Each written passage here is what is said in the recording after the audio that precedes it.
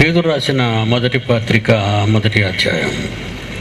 పేతురు రాసిన మొదటి పత్రిక మొదటి అధ్యాయం 24వ వచనాన్ని పరిశీలిద్దాం. పేతురు రాసిన మొదటి పత్రిక మొదటి అధ్యాయం 24. సర్వశరీరులు గడ్డిని పోలిన వారు, వారి అందమంతయు గడ్డి పువ్వు వలె ఉన్న. ఆది కాండం నుంచి ప్రకటన గ్రంథం వరకు 66 పుస్తకాలలో ఉన్న ఏ వచనాన్నైనా వెన్నుకో అని చెప్పానండి. నేను చెప్పిన మాట అది. ఆది కాండం నుంచి ప్రకటన గ్రంథం వరకు నీ ఇష్టం, ఏ టాపిక్ అయినా సరే నేను రెడీ అన్నప్పుడు, క్రీస్తు సిలువ వేయబడ్డా అన్నప్పుడు నిన్ను 2 సెకండ్లో ఓడించేస్తాను పీడబ్ల్యూడి గ్రౌండ్లో అన్నాను. 2 సెకండ్స్, నాట్ 2 మినిట్స్. నువ్వు 2 నిమిషాల్లో నాగరికత కలిగిన ఏ దేశములోని న్యాయస్థానములోనైనా 2 నిమిషాల్లో బైబిల్ ఇసిరేస్తా అన్నావు. నేను 2 సెకండ్లలో నిన్ను నీటిలో ముంచేస్తాను బాప్తీసానికి. ఆ సీక్రెట్ ఏమని మీరు అడగవచ్చు. ఇప్పుడు చెప్తాను ఆ సీక్రెట్ని. ఇప్పుడు మీకు చెప్తాను. ఎక్కువసేపు నన్ను వాదించనండి, తలకాయ నొప్పి కదా. మిస్టర్ దీదాత్, ఈవేళ డేట్ ఎంత అని అడుగుతాను నా వాదనలో. మిస్టర్ దీదాత్, ఈవేళ నా డేట్ ఎంత, ఈవేళ తారీఖు ఎంతో చెప్పగలవా అని అడుగుతాను. చెప్పక తప్పదండి, చెప్పక తప్పి అంటే అంత బుర్రోడేం కాదు దీదాత్. ఈవేళ తేదీ చెప్పగలవా దీదాత్ అని అడుగుతాను. ఎందుకు చెప్పను? 6/6/1995.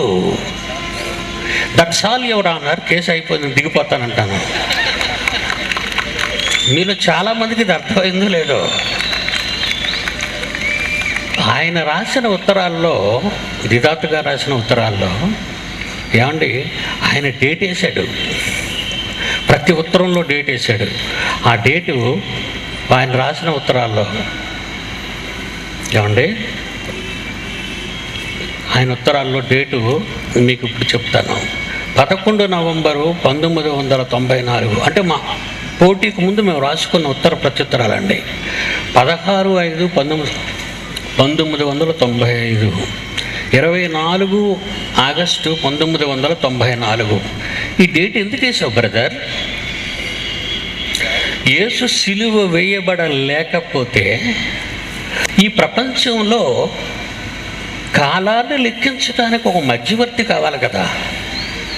కాలాన్ని లెక్కించడానికి ఒక మధ్యవర్తి కావాలి. మరి మధ్యవర్తి కావాలి కనుక ఒక అబద్ధికుణ్ణి, సిలువ వేయబడి 3వ దినాన లేచానన్న చెప్పుకున్న యేసుక్రీస్తు ఒకవేళ అబద్ధమే ఆడితే బేస్ తగ్గించిన ఆయన. క్రీస్తు సిలువ వేయబడలేదు, వేయబడని క్రీస్తు ఒక అబద్ధికుడైతే, ఎందుకంటే నేను సిలువ వేయబడి సమాధి చేయబడి 3వ దినాన్ని లేచాను అంటాడు. మరి ఒక అబద్ధికుణ్ణి ఈ లోకం అంతా ఎందుకు శకపురుషుడిగా ఎంచుకుంది? కాలానికి మధ్యవర్తిగా ఏసే దిక్క నీకు. క్రీస్తు పూర్వం, క్రీస్తు శకం. That's all your honour. ఇది నేను రాసిన ఉత్తరం ఎగ్జిబిట్ పెడుతున్నాను. ఇతను డేట్ వేసి రాసిన ఉత్తరాన్ని ఎగ్జిబిట్గా పెడుతున్నాను. చూడండి, ఇతను సంతకం పెట్టింది ఆ డేటు. అయిపోయింది. ఇంతసేపు మాట్లాడటం ఎందుకంటే ఆ రోజు వాదనలో ఇంతసేపు మాట్లాడవలసిన అవసరం లేదు. నాకు ఒక 50 నిమిషాలు, ఆయనకు ఒక 50 నిమిషాలు, తర్వాత నాకు ఒక 10 నిమిషాలు, ఆయనకు ఒక 10 నిమిషాలు, బొమ్మ బోర్డు చేయటాలు, ఇవన్నీ ఆయన రాసినవే. ప్రియులారా, 2 సెకండుల్లో ట్యాంకు కూడా వేళ బాప్తిసం ట్యాంక్ కూడా ఏర్పాటు చేసేవాడి దించడానికి లోపలికి. ఇకపోతే మరొకటి చూపిస్తాను ఇప్పుడు స్క్రీన్ మీద. లైట్స్ మీరు ఏం ఆపకండి. ఒక వ్యక్తిని మన క్రైస్తవుల్లో ఒక ఆయన అనవసరంగా మృత్యుగుహలోకి వెళ్ళిపోయాడండి. వెళ్ళిన వాడికి ఏమైనా బైబిల్ తెలిసి అంటే వీడికి అసలు బైబిల్ తెలీదు. పోటీలో సుందరరావు గారు పోటీలు పడిపోయి జయశాలి అనిపించుకున్నాడు కనుక నేను కూడా జయశాలి అనిపించుకోవాలని. చూడండి, మీకు స్క్రీన్ మీద యువతల పక్కన్నోడు ఎవరినో పోల్చారా మీరు? అతడే వెర్రిపీరు, ఓఫీరు. బాగా చూడండి ఏమంటున్నాడో. ఈ ఇస్లాం ఆయన ఏమంటున్నాడో ఆయన్ని, బైబిలు దేవుని పుస్తకమా, ఖురాన్ దేవుని పుస్తకమా వాదన. బైబిలు దేవుని మాటలు గల పుస్తకమా, ఖురాన్ దేవుని మాటలు గల పుస్తకమా అని వాదించటానికి ఇదిగోండి ఈ వీరుడు ధీరుడు అక్కడికి వెళ్ళిపోయాడండి. వెళ్ళిపోగానే ఇక వినండి, sound laptop. Appreciating the Muslim attitude, and I give you another challenge. Show me from any Bible of the world the word Bible. The word Bible is not there in the Bible.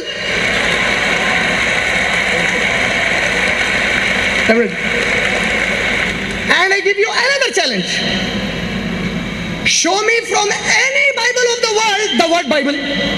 The word Bible is not there in the Bible. కాబట్టి మీకు అర్థమైందా?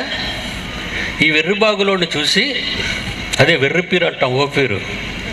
అప్పటి నుంచి ఇతనికి నేను ఇచ్చిన కొత్త పేరు ఏంటంటే వెర్రిపీరు. బైబుల్ అనే పదం ప్రపంచంలోని ఏ బైబుల్లోనైనా ఉందా? బాగా వింటున్నారా మీరు?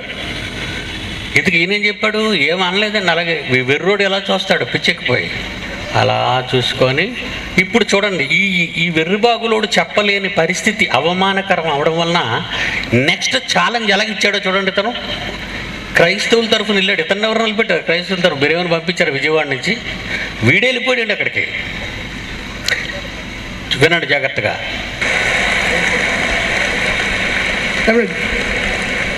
And the word Bible, I don't know whether sir knows about it or not. If he doesn't know, he said he will show me. I give him a lifetime challenge to show it. I give him a lifetime challenge to show it. I give him a lifetime challenge to show it. I give him బ్రతికినంత కాలం సవాలు విడిచిపెట్టాను అన్నాడండి వెర్రిపీరు మీదకి. మన క్రైస్తవులు తలదించుకునేటట్టు చేసేటండి. అప్పుడు ఆఖరికి ఖురాన్ అతని చేతికి ఇచ్చేస్తారు. చూడండి మీరు, నీకెందుకు బైబిల్ నీ మొహానికి, ఇదిగో ఖురాన్ తీసుకొని పాపం ఖురాన్ ఇస్తాడండి ఈ ఓఫీర్ అనేవాడికి. మరి సుందరరావు గారు మీరుంటే ఏం చేస్తారంటారా? నేను అంతవరకు వెళ్ళాను. ఎందుకంటే చిన్నపిల్ల పిచ్చికలటోడి మీద బ్రహ్మాస్త్రం ఎందుకు? మా యూనివర్సిటీలో ఒక డిప్లొమా స్టూడెంట్ని పంపించి 2 నిమిషాల్లో ఓడించేస్తానండి ఇతను కూడా. 2 minutes. ఎలా ఓడిస్తానో మీరు చాలా జాగ్రత్తగా వినాలి. ఎలా ఓడిస్తానో వాళ్ళు కూడా జాగ్రత్తగా నెట్టేసుకొని చూస్తున్నారు. మీరు జాగ్రత్తగా చూడండి, ఎలా ఓడిస్తానో చెప్తున్నాను. దీదాతను ఎలా ఓడించాను, వీళ్ళ గురువు. ఇప్పుడు ఇతను నేను ఎలా ఓడించగలను అనేది దయచేసి మీరు చూడాలి మీరు. ఏనైనా అసలు ఈ బైబిల్ అనే పదం గ్రీకు భాషలోని బిబ్లాస్ అనే పదం నుంచి వచ్చిందండి. ఏమండి, తెలుగు బైబిల్ చదువుతున్న నీకు ఇంగ్లీష్లో ఏమండి గ్రీకు నుంచి ఇంగ్లీష్లోకి, గ్రీకు నుంచి తెలుగులోకి, గ్రీకు నుంచి మిగిలిన భాషల్లోకి ట్రాన్స్లేట్ అయిందండి బైబిల్. మరి తెలుగు బైబిల్ని చదువుతున్నా నువ్వు, లేదంటే మరి హిందీ బైబిల్ చదువుతున్నా నువ్వు, ఇంగ్లీష్ బైబిల్ చదువుతున్నా నువ్వు, బిబ్లాస్ అనే గ్రీకు పదం అర్థం ఏంటో ఏ రోజైనా మీరు తెలుసుకున్నారు? అసలు బైబిల్ అనే పదానికి అర్థం ఏంటి? ఏమంటే బాగా వినండి. బైబిల్ అనే పదాన్ని బైబిల్లో ప్రపంచంలోని ఏ బైబిల్లోనైనా నువ్వు చూపించగలవా? నీ లైఫ్ టైం ఛాలెంజ్. నువ్వు చచ్చిపోయినంత వరకు ఛాలెంజ్ నీకు వదిలేశానని ఒక చిన్న కుర్రోడు వెర్రిపేరుని నోరు మూయించాడండి. దేవుని పిల్లలారా, బిబ్లాస్ అనే గ్రీకు పదం నుండి ఏమండి ఈ పదం వచ్చింది. ఇంగ్లీష్లో బైబిల్, తెలుగులో బైబిల్ అని ఎక్కడుంది లోపల? తెలుగు బైబిల్లో బైబిల్ అని లేదే. ఇంగ్లీష్లో బైబిల్ అంటారు, ఇంగ్లీష్లో బైబిల్ అంటారు, తెలుగులో ఇక్కడ అట్ట మీద రాసిన బైబిల్ అనుకుంటున్నారండి మీరు. అట్ట మీద రాసిన బైబిల్ కాదండి. బైబిల్లో అనగా దేవుని గ్రంథములో దేవుని మాటలకు ఏవని అర్థం, ఒక పుస్తకానికి ఏవని అర్థం.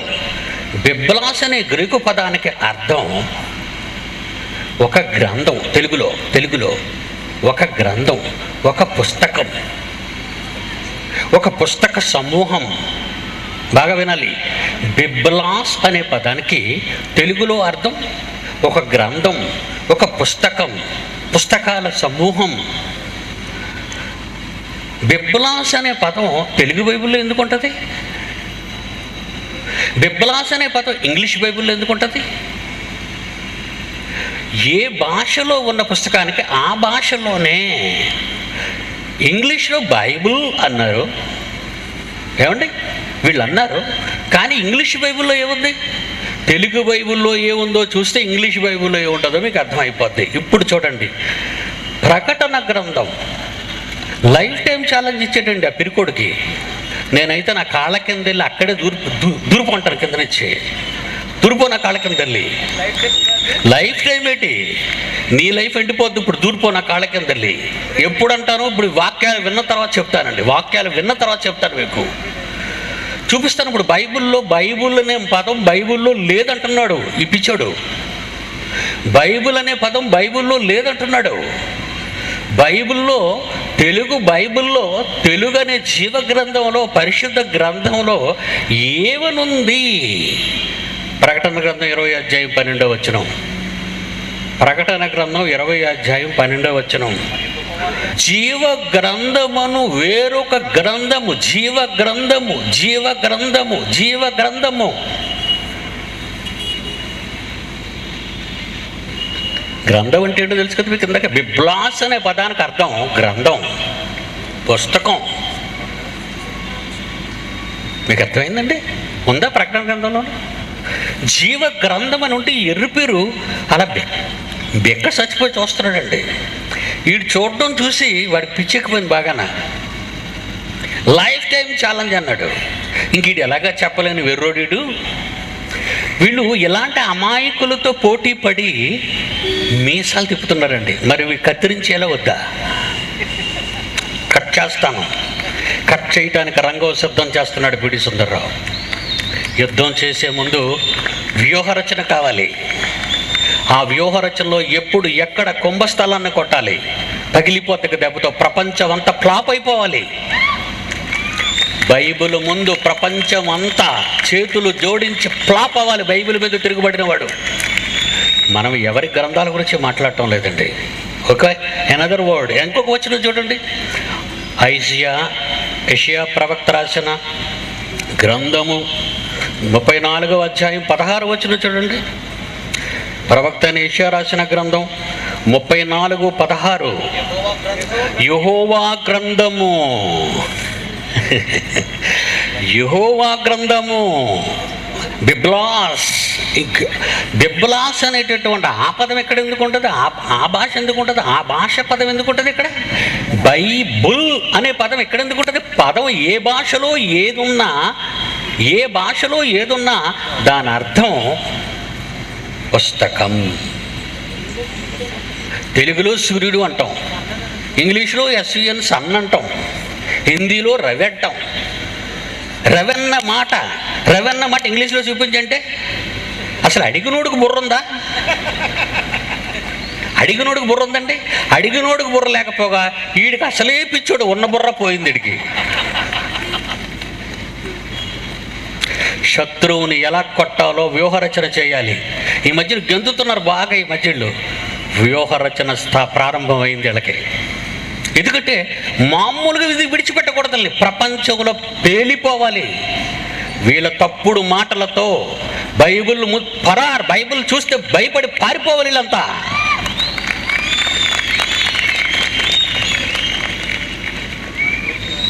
మా జోలికి రాకండి, వద్దు.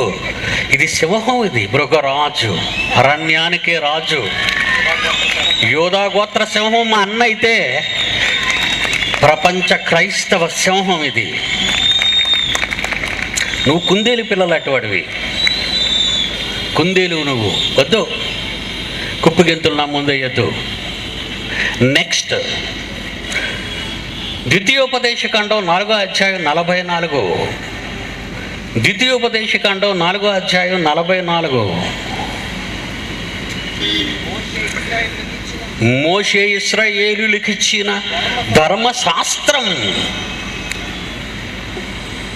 ధర్మశాస్త్రమన్నా, లేఖనములన్నా, ప్రవక్తల వచనములన్నా, జీవ గ్రంథమన్నా, పుస్తకమన్నా, ప్రవచన గ్రంథమన్నా ఒకటేనయ్యా.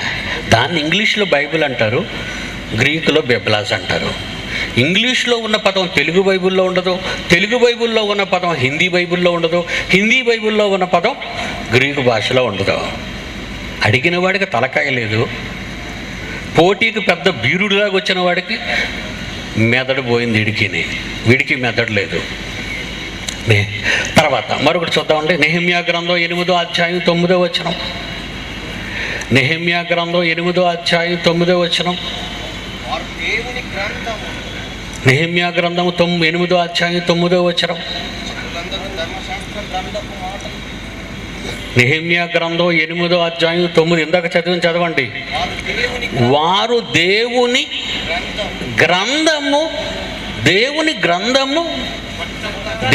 గ్రంథమును స్పష్టముగా చదివి, దేవుని గ్రంథము బెబలస్ కదా ఇది, బైబిల్ కదా ఇది. దీని అర్థం ఇంగ్లీష్లో బైబిలు, గ్రీకులో బెబలస్. ఒక భాషలో ఉన్న పదాన్ని మరో భాషలో అడుగుతున్నావు ఎట్రా పిచ్చోడా? బైబిల్ అనే పదం బైబిల్లో చూపించంటే అసలు ప్రశ్నేనండి అది. కాకి నల్లగా ఉందని నువ్వు నాకు చూపించటే, కాకి నల్లగానే ఉందరా, నీకు చూపించడం మరలా పోరా బయటికి, చెట్టు దగ్గరికి వెళ్ళి చూడు. కాకి నల్లగా ఉందని నల్లగా నన్ను చూపించమంటావేటి? ఇంగ్లీషులో బైబుల్ అయితే, గ్రీకులో బిబ్లాస్ అయితే, తెలుగులో గ్రంథం, పరిశుద్ధ గ్రంథం, ధర్మశాస్త్రం, లేఖనముల సంపుటి, ప్రవక్తల గ్రంథం, ద బైబిల్. మరో వచనం చూస్తారా? దానియేలు గ్రంథం 10వ అధ్యాయం 21వ వచనం. దానియేలు గ్రంథం 10వ అధ్యాయం 21.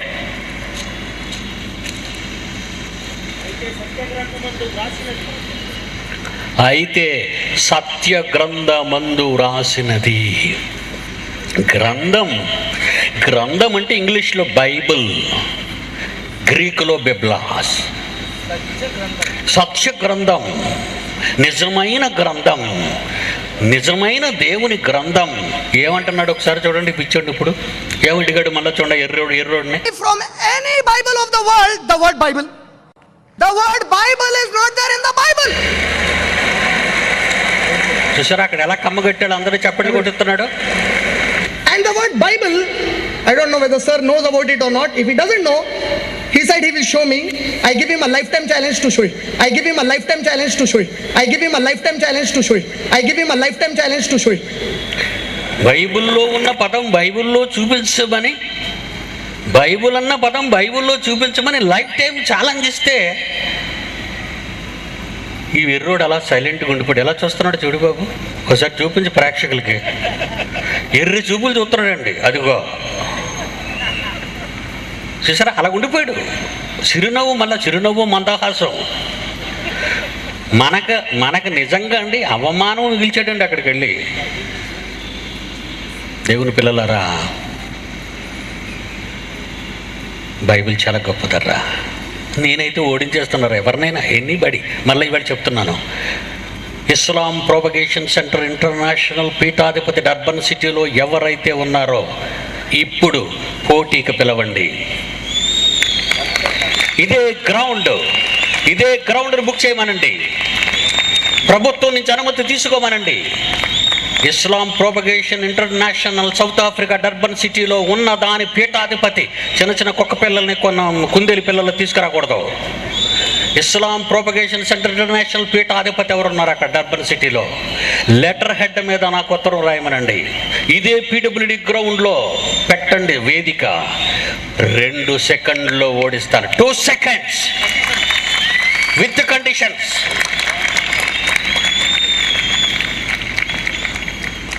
బైబిల్ చాలా గొప్పదర్రా, చాలా గొప్పది. ఎవరు రోడ్డు మీద తిరిగేవాడు సంతకాలు పెట్టి తప్పుడు ఉత్తరాలు రాయకండి. ఒకరు జకీర్ నాయక్ని పెట్టుకుంటారా?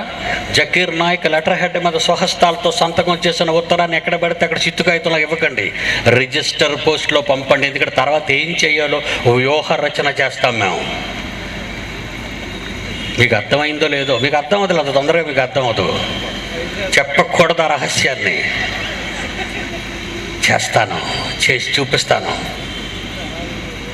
దేవుని పిల్లలారా, బైబిల్ గురించి విరోచితముగా ప్రజల మధ్య నిలబడి ఇంత సాహసోపేతమైన కార్యక్రమం చేస్తున్నామంటే బైబిల్ ఎంత గొప్పదో ఆలోచించండారా. ఎంత గొప్పదో నిరూపించటానికి కొన్ని మాటలు చూపిస్తాను చూడండి బైబిల్లో నుంచి మీకు. బైబిల్లోంచి కొన్ని మాటలు చూపిస్తాను, దయచేసి అందరూ చూడండి. ఈరోజు ప్రపంచం ఏ పుస్తకాన్ని చూసినా మత గ్రంథం అంటున్నారు.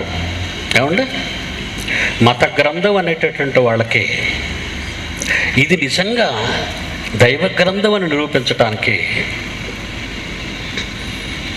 1648 క్రీస్తు శకం. ఏమండి, సైంటిఫికల్ ఎర్రర్స్ అంటున్నారు. సైన్స్ని మట్టుకొని వచ్చేస్తుంటే సైంటిఫిక్ ఎర్రర్స్ అంటున్నారు. సైన్స్ని మట్టుకొస్తున్నామండి. మట్టుకు రావడం అంటే ఓడించుకొచ్చేస్తున్నాం. మా కాళ్ళ కింద పడి నలిగిపోతున్నారు శాస్త్రవేత్తలు.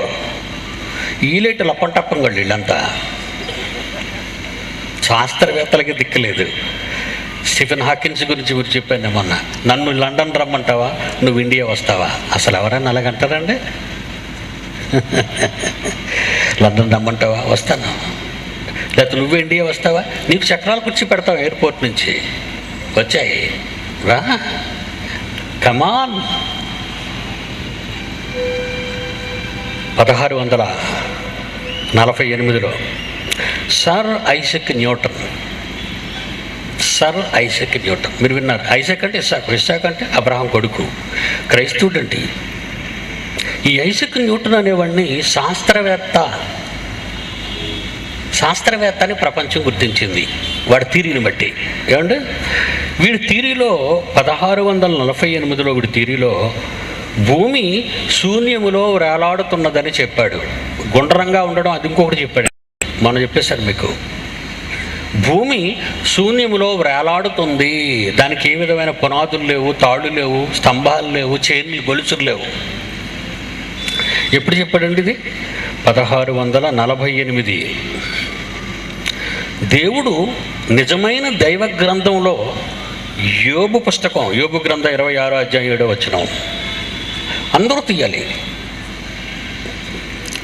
సైంటిఫిక్ ఎర్రర్స్ ఉన్నాయనేవాడు వాడు చెప్పు తీసుకుని వాడే పట పట పట పట మనం కొట్టుకోవాలి. ఇది విన్న తర్వాత సైంటిఫిక్ ఎర్రర్స్ ఉన్నాయనేవాడు ఎవడైనా సరే, ఎనీ బడీ. న్యూటన్ ఎప్పుడు చెప్పాడు? 1648 క్రీస్తు శకం 1648లో చెప్పాడు భూమి శూన్యంలో వేలాడుతుందని. బైబిల్ ఎప్పుడు చెప్పిందో చూడండి. యోబు గ్రంథం 26వ అధ్యాయం 7వ వచనం, శూన్యము పైన భూమిని వేలాడదీశాను. సైంటిఫిక్ ఎర్రర్ అనేవాడు చెప్పుతో టప టప టప టప కొట్టాలండి. బైబిల్ ఎప్పుడుందండి? ఎందుకురా బైబిల్ మీద పడతావు? నీ గ్రంథం గురించి నీ గొప్పతనాలు చెప్పుకోరా. నీ గ్రంథం జోలికి మేము రాలేదు కదరా. నీ గ్రంథం దగ్గరికి మేము రాలేదు కదా. మీ గ్రంథాన్ని మేమేం అనలేదే. నువ్వెందుకురా బైబిల్ దగ్గరికి వచ్చి చెప్పు దెబ్బలు తిట్టావు? ఇంతవరకు పీడి సుందర్రావు అనేవాడు ఎవడో తగలలేదు కనుక నువ్వు నోరు పారేసుకుంటున్నావు. ఎంతకాలం ముందు చెప్పింది బైబిలు? సర్ ఐజక్ న్యూటన్ కంటే బైబిల్ ఎంతకాలం ముందుగా చెప్పిందంటే సుమారు 3000 సంవత్సరాలు. సర్ ఐజక్ న్యూటన్కి ఎంతకాలం ముందు చెప్పాడు బైబిల్? సర్ ఐజక్ న్యూటన్ కంటే ఎంతకాలం ముందు చెప్పారు? 1800 సంవత్సరాలు సుమారు. ఎప్పుడు చెప్పింది? బైబిల్ ముందు చెప్పిందా? సర్ ఐజక్ న్యూటన్ ముందు చెప్పాడా? క్రీస్తు పూర్వం 1800లో, సుమారు 1800లో బైబిల్లో భూమి శూన్యములో వేలాడుతుందని బైబిల్ చెప్తే సర్ ఐజక్ న్యూటన్ అనేవాడు ఒక క్రైస్తవ కుటుంబంలో పుట్టి దీన్ని కాపీ చేసేసి దీన్ని కాపీ కొట్టేటట్టు వాడు. సర్ ఐజక్ న్యూటన్ బైబిల్ని కాపీ కొట్టాడు. అందుకే అన్నాను, బైబిల్ను దొంగిలించిన మిలేనియం మహనీయులు మాట్లాడారు మా టీవీలో. బైబిల్ ఒక క్రైస్తవుడు కనుక వాడు బైబిల్ చదివేసి భూమి వేలబడుతుందని చదివేసి ఈడేదో బైబిల్ చెప్పకుండా భూమి వేలాడుతుందో శూన్యంలో రాసేస్తే వాడిదే సిద్ధాంతం అని ప్రపంచం నమ్మింది, కానీ బైబిల్కి మాత్రం పట్టించుకోలేదండి. ఈ సర్ ఐజక్ న్యూటన్ అనేవాడు క్రైస్తవుడే. అయ్యా నేను బైబిల్లో చదివానయ్యా, నువ్వు ఒక్క మాట ఆ రోజు చెప్పు ఉంటే బైబిల్ ఎంత గొప్పదో ప్రపంచానికి అర్థమయ్యేదర్రా. అవునా కదా? ఐజక్ న్యూటన్ చచ్చిపోయాడండి. నా కాలంలో ఉంటే నీకేం బుర్రలేదురా, ఒక వెర్రి పీరుగడ్లా మారిపోయావని నేను అడుగుతానండి. బైబిల్లోని కాపీ కొట్టేసి ఇది నీ సిద్ధాంతమా? సర్ ఐజక్ న్యూటన్స్ లా, నీలా ఇది. దొంగరా నువ్వు, దొంగవరా నువ్వు, దొంగవే. మహాజ్ఞాన గ్రంథాన్ని కాపీ చేసి 1648లో నీ సిద్ధాంతం అని సర్ ఐజక్ న్యూటన్స్ థియరీ అని న్యూటన్స్ లా అని నీ పేరు పెట్టుకున్నావురా. That is not yours law, that is Jesus law, that is Bible's law, that is Bible's law. ఎంత పని చేసావురా. వీధిని దొరికే పిచ్చి కుక్కలన్నీ అందుకే అరుస్తున్నాయిరా బైబిల్ తప్పుడు పుస్తకం అని. ఎంత తప్పు చేశావు. మరోడు చూడండి 1540లో నికోలస్ కోపర్నికస్. ఈ పేరు వినే ఉంటారు మీరు, శాస్త్రవేత్తల పేర్లు. ఏమండి, అందుకే బైబిల్ ముందు చేతులు జోడించిన సైన్స్ అని అన్నప్పుడు, ఈ శాస్త్రవేత్తలను ఎడంకాల కింద తొక్కుతానన్నప్పుడు ఎవడు ఎందుకు రావట్లేదంటే ఉతికేస్తాడరా బాబాడి దగ్గరికి వెళ్తే అని తెలిసి వాళ్ళకి. వాడు రాసిన పుస్తకాన్ని చదివిన స్టూడెంట్ ఏడు, నా దేవుడు రాసిన పుస్తకాన్ని చదివిన మాస్టర్ని నేను. ఒక శాస్త్రవేత్త రాసిన థియరీని నేర్చుకుని పరీక్షలో పాస్ అయిన విద్యార్థివు నువ్వు. నా దేవుడు రాసిన 100% రైట్ పుస్తకాన్ని చదివిన వాడని నేను. అందుకే దేవుడు బైబిల్లో ఒక మాట రాయించాడండి. ఇదట మన ఘనత కొరకు పెట్టాడట. లోకంలో ఈ అధికారికి ఈ జ్ఞానాన్ని అర్థం కాకుండా చేసేసాడట. కొరింథీయులకు రాసిన మొదటి పత్రిక 2వ అధ్యాయం 6వ వచనం. పరిపూర్ణులు అయిన వారి మధ్య జ్ఞానమును బోధించుచున్నాము. ఎవరి మధ్య బోధిస్తున్నామట? బైబిల్ పట్టుకున్నవాడు ఎవరి మధ్య బోధించాలో తెలుసా? పరిపూర్ణులైన వారి మధ్య. ఎందులో పరిపూర్ణుడు రా నువ్వు? సర్ ఐజక్ న్యూటన్స్ థియరీలో నేను పరిపూర్ణుడిని. నువ్వెందులో పరిపూర్ణుడా? డార్విన్స్ థియరీలో నేను పరిపూర్ణుడి. నువ్వెందులో పరిపూర్ణుడురా? నువ్వెందులో పరిపూర్ణుడివి? కాస్మాలజీలో పండితుడు నేను. నువ్వెందుకు కూడా రండిరా, మీరందరూ రండి. ఒరే వీళ్ళందరినీ మోకాలు వేయించే ఇక్కడ. ఎవడరా మీకు నేర్పించాడు ఇదంతా? ఎవడరా నేర్పించాడు? బైబిల్లో ఉన్నవన్నీ కాపీ కొట్టి మీ పేర్లు పెట్టుకొని మీ థియరీ అని చెప్పుకోవడం సిగ్గులేదురా మీకు? లోకాలని కలిగించిన క్రియేటర్, సృష్టికర్త, ఆయన వ్రాయించిన పుస్తకంలో చదివిన మీరంతా దొంగలు కాదురా? దొంగలు కాదు మీరు? చూడండి ఏమనుంది అందులో. 7వ వచనం 8వ వచనం. అది లోకాధికారులలో ఎవ్వనికి నీ తెలియదు. ఈ మహాజ్ఞానం అట లోకాధికారుల్లో ఎవరికి తెలియదు. ఒకవేళ తెలుసుంటే కింద నుంచి చదవండి. ఒకవేళ తెలుసుంటే యేసు ప్రభువుని సిలువ వేయకపోయి ఉందురు అన్నాడు. దేవుడు మన మహిమ నిమిత్తము ఈ పిచ్చోళ్ళు ఎవ్వరికి అర్థం కాకుండా ఉంచేశాడు. ఈరోజు పిడి సుందర్రావు అంటే ప్రపంచం అంతా హడలెక్కిపోతుంది. ఎందుకంటే బాబు వాడితో మాట్లాడలేరా, వాడు బైబిల్ పండితుడు, వాడితో మాట్లాడలేం. ఇంతమంది విషయంలో వీళ్ళు ఇంతమందిని ఎవరిని వాడి ఓడించామని వీళ్ళు చెప్పుకున్నారంటే టప్పస్గలని తెలుసు కదా మీకు. ఈ ఎలిమెంటరీ స్టూడెంట్లో కూడా వీళ్ళు రానివాడు పోటీకి వెళ్ళిపోతున్నాడు వాళ్ళ దగ్గరికి. వాళ్ళు సూపర్గా సర్ఫేస్ ఉతికేసి అక్కడ గుడ్డలన్నీ ఓడబికి సర్ఫేస్ ఉతికి బుర్ర మీద ఆరబెట్టి నడిచి వెళ్ళిపోరా ఎండలో అంటున్నారు వాళ్ళు. అలా ఓడిపోయారండి వీళ్ళంతా. పోటీ అంటే ఏమనుకుంటున్నారు ఈ అమాయకులు? యుద్ధం అంటే ఏమనుకుంటున్నారు మీరు? వాడి సైన్యం ఎంత, వాడి వ్యూహ రచన ఏంటి, వాడి ఆయుధాలు ఏంటి, వాడి గజబలం ఎంత, హస్వబలం ఎంత, ఇవన్నీ ఆలోచించద్దా? ఈ ఎందుకు పనికిరా నీ వెర్రిబాబులోడు గబుకొని దూరిపోవడమే గుహలోకి. ఆ గుహలో ఉన్నోళ్ళంతా ఆడవాళ్లే. మీకు తెలుసా? ఆ గుహలో ఉన్నోళ్ళంతా ఆడవాళ్లే. నిన్ను నోరెత్తనివ్వరు. తేడా వచ్చిందంటే సర్ఫేస్తారు నీకు. అందుకే దీదాత్ ముందు హైదరాబాద్ అన్నాడు. వద్దు, హైదరాబాద్ వద్దు. ఒకప్పుడు నువ్వు ఇండియా నుంచి వెళ్ళిపోయినవాడు కదా. గ్యాస్ స్టవ్లు బాగు చేసుకునేవాడివి, కెరసనాయిల్ స్టవ్లు బాగు చేసుకునేవాడు. టుప్పు అని. సూరత్ అండి. దీదాత్ ఎక్కడ అనుకున్నాడు? సూరత్. నీ కడుపు జరక్క అక్కడికి పోయావు, సౌత్ ఆఫ్రికా పోయావు. అక్కడ ఉండు, నీదేదో బోధించుకో, నీ దేవుడు గొప్ప చెయ్యు, సంతోషం కదా. ఏం పని అందరిని ఇలా టపాసుగాళ్ళు అందరిని పిలిచి ఓడించేశానని చెప్పుకున్నావు, సీడీలు తీసేస్తాను అందరి మీద. అందుకే నన్ను ఎంతవరకు నువ్వు ఎవరిని ఎదుర్కోలేదో ఆ సింహంతో నువ్వు ఢీకొంటున్నావు. ఇదే నీ చివరి పోటీ మిస్టర్ తీరాత్ అన్నాను. చివరి పోటీ చచ్చిపోయాడు. దేవుని పిల్లలారా, కొపర్నికస్ వీడు ఒక శాస్త్రవేత్త. 1543లో వీడు ఏమన్నాడంటే నికోలస్ కొపర్నికస్. నికోలస్ అంటే ఎవరు? నికోలస్ ఎవరు? బైబిల్ పేరండి అది. 7 ఎన్నుకుంటారు కదా అపోస్తల కార్యం 6వ అధ్యాయంలో.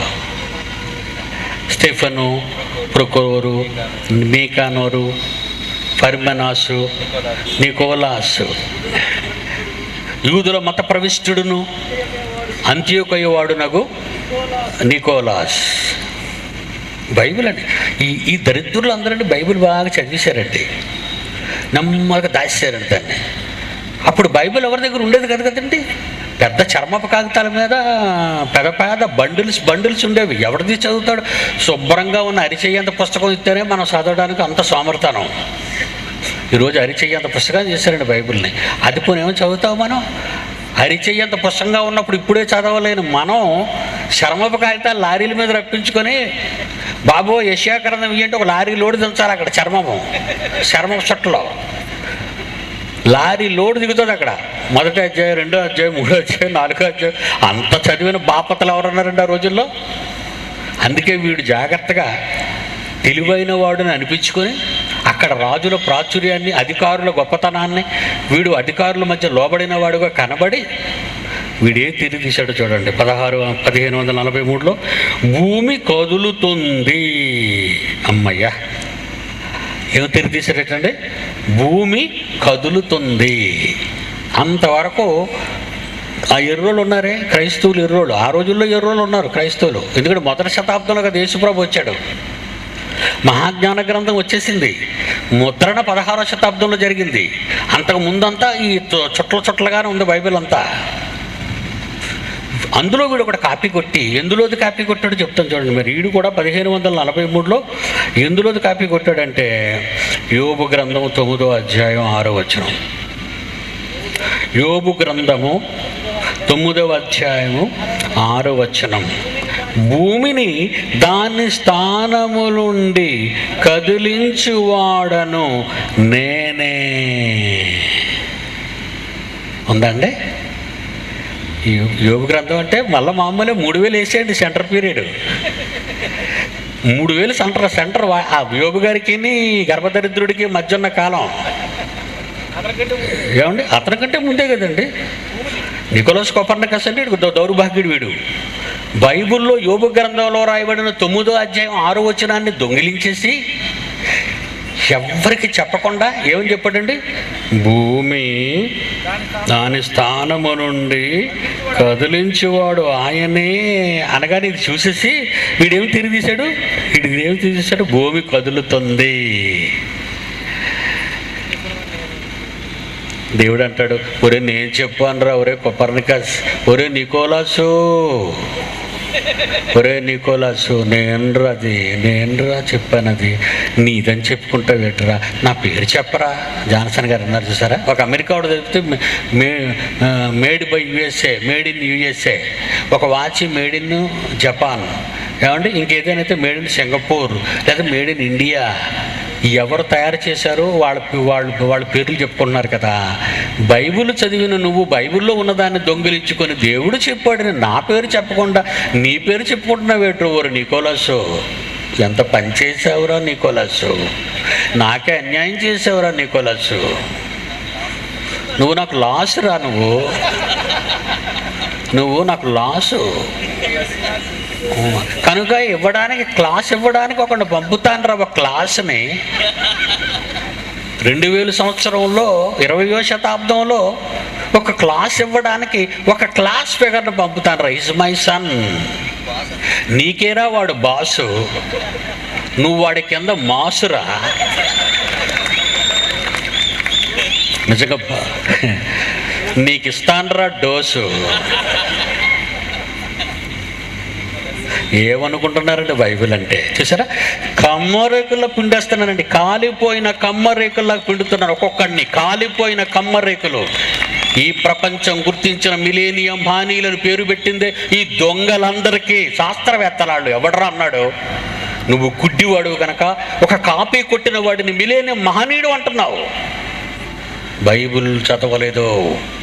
సైంటిఫిక్ ఎర్రర్స్ ఉంటాయన్నాడు ఒక వీధిని తిరిగి పిచ్చి కుక్క. బైబిల్లో సైంటిఫిక్ ఎర్రర్స్ తినేస్తుందిరా నిన్ను, శాస్త్రాన్ని కూడా. అది మరొక దరిద్రుడు చూడండి, మరొక శాస్త్రవేత్త అన్న కోపం ఉండాలి మీద. బైబిల్ను దొంగిలించిన దొంగలు అన్నాను వాళ్ళని. అందుకే మా టీవీలో మీకు ఎపిసోడ్స్ ఉంటాయండి, మా టీవీలో సీడీస్ ఉంటాయి, VCDs. అడిగితే వాళ్ళు ఇస్తారండి. 1610 అండి. ఈ అయ్యగారి పేరు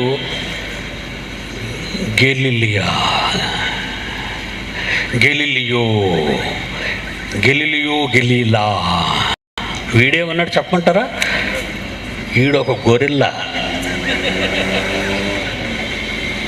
ఏమండి, ఇంత మాట అంటున్నానంటే శాస్త్రవేత్తలకు రోషం ఉన్న మగాడు. కమాన్, ఈ గ్రౌండ్లో శాస్త్రాన్ని నమ్ముకున్నవాడు ఎవడో పైకి రండి. Come on, welcome to the dais. Galileo చెప్పింది రైట్, మా గెలీలియో ముందు చెప్పాడన్నవాడు రండి పైకి. మా గెలీలియో ముందు చెప్పాడు రా. ముందు చెప్పాడో వెనక చెప్పాడో ఇక్కడ చెప్తాను నీకు. అందులో విద్యా సంస్థలు ఉన్న విజయవాడిది. గెలీలియో చెప్పలేదు. చూద్దాం ఏం చెప్పాడు. 1610 టెలిస్కోపును కనుగొన్న తర్వాత చంద్రునికి స్వయం ప్రకాశ శక్తి లేదు. ఇది నువ్వు మాకు చెప్పాలేటి గాడిది గుడ్డు. నేనేమంటాను తెలుసండి, ఈ కాలంలో ఎవడైనా ఒక శాస్త్రాన్ని సిద్ధాంతాన్ని ప్రతిపాదిస్తే నేనేమంటాను, ఊరే అని పిలవండి ఇలాగంటాను. ఎరా ఇది మాకు తెలీదా, నువ్వు చెప్పాలా మాకు. ఏమన్నాడండి గెలీలియో ఏమన్నాడు? చంద్రుడి కథ స్వయం ప్రకాశం లేదట. అది నీకే తెలిసిందా? నీకంటే ముందు బైబిల్ చెప్పిందిరా గెలీలియో. నీ గొరిల్లా గుణాన్నే చూపించావు తప్ప అడవి మృగానివిరా నువ్వు. నువ్వు బైబిల్లో ఎప్పుడు చెప్పిందో చూడు. బైబిల్లో ఎప్పుడు దేవుడు రాయించారో చూడు. యెషయా గ్రంథం 13వ అధ్యాయం 10వ వచనం. యెషయా గ్రంథము 13వ అధ్యాయం 10వ వచనం. చంద్రుడు ప్రకాశింపడు. సూర్యుడి నుండి ఎరువు తెచ్చుకొని ఫోకస్ కొడతాడు. చంద్రుడు స్వయం ప్రకాశి కాడు. ఏంటంటే బాబు, కళ్ళకు అద్దుకోవాలండి. మనం కళ్ళకు అద్దుకోవాలండి. వాట్ ఏ వండర్ఫుల్ బైబిల్ అండి. ఏమండి, మీ పిల్లలకు పుట్టినప్పటి నుంచి నేర్పించండి రా. మీకు నమస్కారం పెడతాను. ఇప్పటికైనా ఈ దరిద్ర పుస్తకాల నుంచి తప్పించండి మీ పిల్లలు. 430 సంవత్సరాలు ఈజిప్ట్ బానిసరకంలో ఉన్న ఇశ్రాయేలీలులా మీ పిల్లల్ని చదువుల తల్లి కింద బానిసలుగా చేశారు. పంపించండి నా దగ్గరికి, ప్లీజ్ పంపించండి నా దగ్గరికి. మహాజ్ఞానం ఏంటో నేర్పిస్తాను వాళ్ళకి. సకల శాస్త్రాలను ఎలా జయించాలో మీ పిల్లల్ని మహాపండితులుగా మారుస్తానరా. నేను మాటిస్తున్నాను. ఎంత మంచి జ్ఞానవరా. మీరు నమ్ముకున్న పుస్తకం ఎంత గొప్పది. అందుకే మన కోసం దేవుడు బైబిల్లో రాయించాడు. చక్రవర్తులను అతని కాళ్ళ కింద పడేస్తాను, అతని చేలి కింద పడేస్తాను, అతని చేతికి అప్పగిస్తానంటున్నాడు వాగ్దానాల్లో. ఏమండి, చక్రవర్తులు కూడా ఎక్కడ చెప్తానన్నాడు? నీ కాళ్ళ కింద పడేస్తాను నాయన, నీ చేతిలో పొట్టులా లేచిపోతారు నాయన అంటున్నాడు. 149 కీర్తన 7-8 వచనాలు. 149 కీర్తన 8-9. 149వ కీర్తన 8వ వచనం. గొలుసులతో వారి రాజులను, ఇనుప సంకెళ్లతో వారి గనులను బంధించుటకు విధింపబడిన తీర్పు వారి మీద జరిగించటానికి వారి చేతిలో 2 అంచులు గల క్వేర ఖడ్గాన్ని ఇస్తాను. ఆయన భక్తులందరికీ ఘనత ఇదే. వండర్ఫుల్ అండి. మీ పిల్లలు ఇవ్వండి ప్లీజ్, అడుక్కుంటున్నానండి మీ పిల్లల్ని పంపండి. జనవరి 1 నుంచి ఆరంభమవుతున్న రెసిడెన్షియల్ యూనివర్సిటీ ఇంటర్నేషనల్ పేరు పెట్టాం. ప్రపంచంలో ఈ విద్యాలయాలలో బోధించిన మహాజ్ఞానాన్ని మీ పిల్లలకు 5 సంవత్సరాల్లో పండితులుగా మార్చి మీకు పంపిస్తాను. విజయవాడ అయితే విజయవాడ, కర్నూలు అయితే కర్నూలు, ఏ దేశం నుంచి వచ్చినా ఆ దేశానికి పంపుతాను ఈ జ్ఞానంతో నింపి మీ పిల్లల్ని. ఇప్పటికైనా మీ కళ్ళు తెరవండి. ఈ లోక జ్ఞానం అనే వెర్రిని నమ్మకండి. ఈ మనుషులు రాసిన పుస్తకాలు కేవలం 60 సంవత్సరాల జీవిత బ్రతుకు కోసం ఆలోచిస్తున్నారు వాళ్ళు. దేవుడు ఊరుకోడు. నీకు గర్భఫలం ఇచ్చాను, బహుమానం ఇచ్చానని చెప్పిన దేవుడు ఊరుకోడు నువ్వు ఇవ్వకపోతే. గర్భఫలము యెహోవా అనుగ్రహించు, స్వాస్యం అది ఆయన స్వాస్యం. అది ఆయన హక్కు నీకు ఇచ్చాడు పెంచమని ఆయన జ్ఞానంలో. కానీ నువ్వు పెరుగుతున్నావా? నో. గుమ్మముల్లో వారి విరోధులతో వాదించుదురు. 127 కీర్తనలు ఆ చివరి వచ్చిన చదవండి. గర్భఫలం గురించి చెబుతూ మీకు ఇచ్చిన పుత్రులు లేదా పుత్రికలు వాడు గర్భఫలాలను చెబుతూ కింద ఏమంటున్నాడు చూడండి. 5వ వచనంలో, అట్టివారు సిగ్గుపడక గుమ్మములలో, అంటే ఓపెన్ గ్రౌండ్స్లో, గుమ్మము ఇంట్లో కాదు 4 గోడల మధ్య, గుమ్మములలో తమ విరోధులతో వాదించుదురు. వాళ్ళ విరోధులు ఎవరు? నా విరోధులే, నా పిల్లల విరోధులు. నా తండ్రిని కాదన్న వారు ఈ పిడి సుందరరావుకు విరోధులు. నా క్రీస్తును కాదన్న వారికి ఈ పిడి సుందరరావు సింహ స్వప్నం. బైబిల్ తప్పని నోరు పారేసుకున్న వాళ్ళందరికీ పిడి సుందరరావు నోరు మూయించేస్తాడు. 49వ అధ్యాయం యెషయా గ్రంథము చివరిగా 49వ అధ్యాయం యెషయా గ్రంథము 2వ వచనం, నా నోరు వాడిగల ఖడ్గముగాను ఆయన చేశాడు, తన చేతి నీడలో నన్ను దాచాడు, నన్ను మెరుగుపట్టిన అంబుగా చేసి తన అంబుల పొద్దులో నింపుకున్నాడు. అంబుల పొదల శత్రువుల గుండెను చీల్చటానికి నన్ను సాధనంగా వాడుకున్నాడు. దాన్ని ప్రత్యక్షంగా చూసిన వారు ఈ పిడి సుందరరావు చూడండి ఆ వాక్యాన్ని నెరవేర్చానో లేదో. కళ్ళు మూసుకోండి. ప్రేమ కలిగిన మా తండ్రి, నీ పిల్లలకు మీ వాక్యాన్ని వివరించాను. రేపే చివరి రోజు. మహాజ్ఞానంతో నిండుకున్న మీ పిల్లలు వాళ్ళకిచ్చిన గర్భఫలాలను మీకు ఇవ్వగలుగుటకు, మీ జ్ఞానం నేర్పించడానికి మీ బిడ్డలను ప్రోత్సహించండి. యేసునామాన్ని ప్రార్థన అడుగుచున్నాము తండ్రి, ఆమేన్. మన తండ్రి అయిన దేవుని ప్రేమ, కుమారుడైన యేసుక్రీస్తు వారి కృప, పరిశుద్ధాత్మ దేవుని అన్యోన్య సహవాసం సదాకాలం మీ అందరికీ తోడైండి నడిపించునుగాక. ఆమేన్. జయశాలి కాలంగళ నుండి వెలువడిన ప్రపంచ మానవ శాస్త్రాలను తలక్రిందులు చేసే అద్భుత ప్రసంగ ఆడియో, వీడియో, సీడీలు మరియు డివిడీల వరకు మమ్మల్ని సంప్రదించగలరు. మా చిరునామా Bible open university India international, Akkayyapalem, Visakhapatnam, Andhra Pradesh, India. మా ఫోన్ నంబర్స్ 0891274575, 2720027, 2597799. మా వెబ్సైట్ www.bibleverdict.org.